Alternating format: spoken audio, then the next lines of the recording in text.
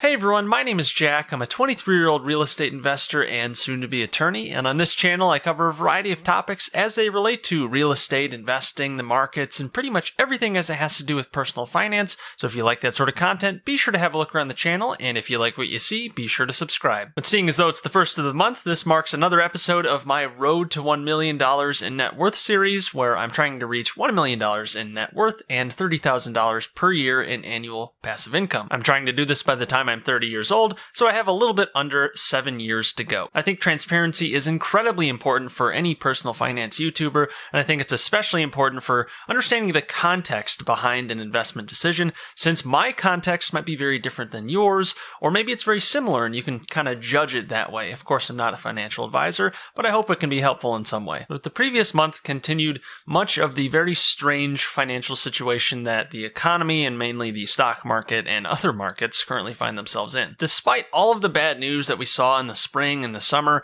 the Federal Reserve and the US government spent a lot of money and issued a lot of new currency to try and prop up the markets, and really they did that quite successfully thus far. However, just this last week, we saw the stock market take a very big dive from its recent highs, and it's still very, very high compared to what it was at the bottom in March, but it is showing some real signs of weakness right now. A lot of this has to do with some of the stimulus wearing off, and more importantly, the expectation that we won't have any more stimulus or gigantic government programs to prop up the markets and give people money for at least quite a bit of time. And of course, there's a lot of uncertainty with the election. We're not really sure who's going to win exactly, and even if one party appears to win, because of the delay in voting with mail-in ballots, you never know what it's actually going to be. So any uncertainty is always going to add fuel to the fire when we're talking about the financial markets. So we'll see what happens, and we'll see what certainty we get in the next week or two as we move through this election cycle. When it comes to policy, regardless of who wins, I think both parties have more or less mailed in the fact that the debt is completely out of control. So rather than do anything about it, they're just going to keep adding to it and enjoy the party while it lasts. And that's been really great in the short term, since it's propped up the markets and it's allowed people to live well above their means via debt spending and all that sort of stuff. But we'll see how much longer that can last. It could be many more years after this, but the point is the current state of affairs isn't really going to be able to last, but both parties don't seem to want to stop it. That's just my hot take. You can disagree, but that's what it looks like on the surface. Now, in the meantime, I've been adjusting my financial position to try and be well equipped heading into whatever environment we're going to find ourselves in a few months or a couple years, that is. For those of you who follow the series know that we have quite a bit of debt right now, that between my wife's student loans, our Heloc that we've used to purchase a rental property, and some other debts here and there that have really added up and take up a large portion of our current assets. That is, they cancel out a lot of our assets. So our net worth isn't very high despite us having a few $100,000 in assets. And that's likely going to be the focus for the next 12 months for us. We're focusing on deleveraging, and we really started doing that this last month. Now, luckily, just before this last crash, I actually cashed out a lot of our index funds that we had in Vanguard specifically. Didn't cash out all of our index funds, period, across the board, but we did get rid of a lot of our Vanguard holdings, which was close to about 10 grand. And instead of leaving that money in the market, we then put it into our Heloc and paid that down quite a bit. Now, even though the Heloc is only at 2.25% interest right now, it is variable rate and it is revolving. Of course, if the situation gets too rough, a bank could freeze a credit line, which would limit our access to our money. But I'm not too worried about that now, since the whole reason I pulled out all of my Heloc long ago, back in the spring when I was worried about it getting closed off, was because we didn't have a rental property and we were in the middle of shopping for one. We ended up closing on one this summer, as I've covered on this channel, and did a whole deal breakdown. I'll go ahead and link that above. But that was the purpose of taking out our money from the Heloc. We wanted to make sure we had cash available to close on our deal. Well, now we're closed on the deal. So we don't really need all this excess cash that we have at the moment,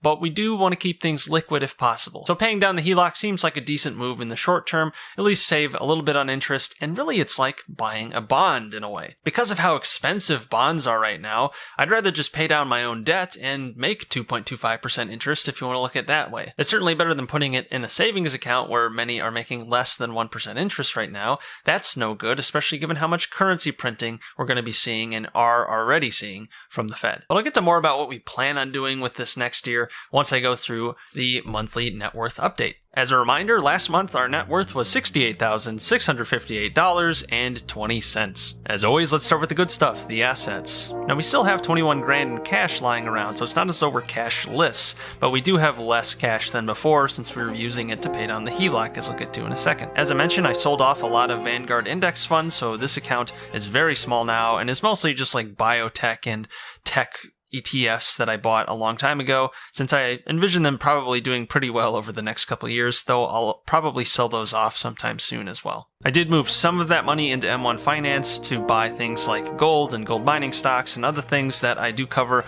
in my M1 Finance series that I'll go ahead and link above, that I also do every month on the 15th, explaining my stock holdings there, and it gives you an idea on how to build a portfolio potentially if you're looking to start investing in the stock market or you just want some different perspective. Again, not a financial advisor. Of course, the stock market did go down quite a bit, so this account balance was higher about a week ago, but really it's coming down from extreme highs and is still quite high, so we're just doing all right in our stock portfolios. But that's pretty much it on the assets front. So we're left with a total of $370,868.75 in assets. And now onto the liabilities. Nothing's changed since last month except for the Heloc down here. You can see the balance is well below $100,000 now at 78 grand or so. The total size of the line, if I wanted to max it out, is about $120,000. So we're getting much, much closer to what I'd call probably a normal level. And hopefully we'll get this down to zero sometime within the next year so that we have that available to use whenever we want and kind of use it almost like a checking account, like I was saying before with interest rates. Why buy bonds when you could just take out the debt to buy something else that might have a higher return and then use your extra cash to pay down the debt? I think that works for a younger person like me who has a lot of time to make things up. But our liabilities are just under 300 grand now at $299,620.75. Which means our net worth is $71,248. That's a total gain of $2,589.80.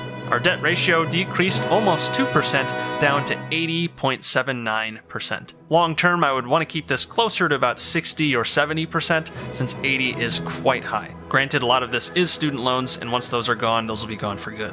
And our passive income has remained the same at about $350 per month because our rental property is totally stabilized. We've had a few months of on-time rental payments, so everything is going swimmingly there. So what's next? Well, like I mentioned, I think this next year is really going to be focusing on deleveraging. But of course, still being very keen on what's going on in the markets because there are going to be some pretty good opportunities once we start to see some negative movements because we really have a lot of this pent up delayed action on the downside because of things like the stimulus program, mortgage forbearance, and all of those programs in addition to eviction freezes that are really building up this sort of pipeline of deals that really should be on the market already and foreclosures and all that sort of stuff that is just being delayed.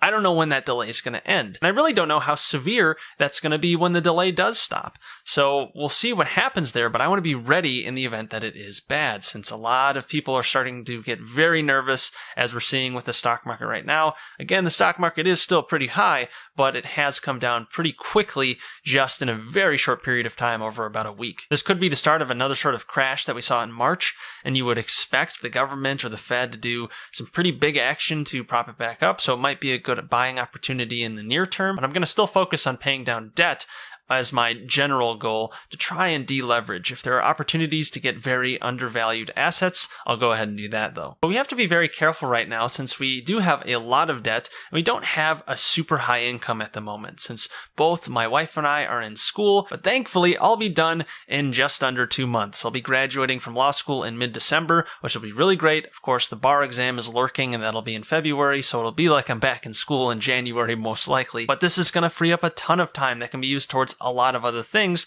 that can help produce more income over the short to medium term. One of them is putting more hours towards my current part-time jobs since I'm helping out a few law firms right now, mainly with their marketing work and helping them with their blogs. So that's one thing that I'm doing and could do more of, and then I can make some more money right away. And another one would be producing more content, not just on YouTube, but perhaps working on another book and also building out some more websites specifically tailored for real estate and real estate investment. I really want to focus on that window I'll have before I actually take the bar and hopefully pass it, and then I'll start working as an attorney full-time. I want to use that window to really build up a great base of content so that I'll have that as an option and hopefully can start to bear fruit over the longer term. I think that's something everyone could focus on right now, and that's taking advantage of the time you have to build something that you've been maybe meaning to build or thinking about building, because you have more time than you did before, most likely, if you don't have to commute, if your hours got slashed, as unfortunate as that is. It's not like the hours aren't there anymore. You can use them towards something else. I'm sure there's something that you could be doing that could be helping you for the long term,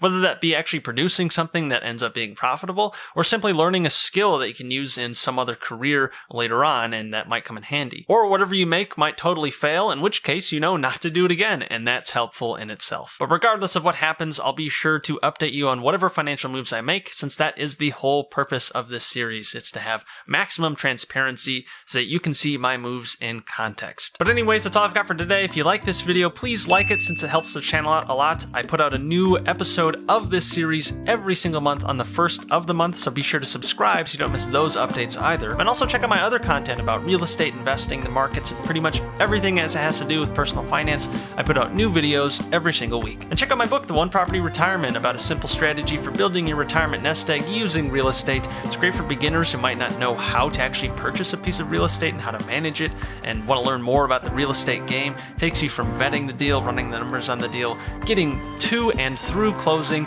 maintaining the property after that, and actually renting it out. If you end up reading the book, be sure to leave a review on Amazon, since that would help me out a lot. But until next time, take care.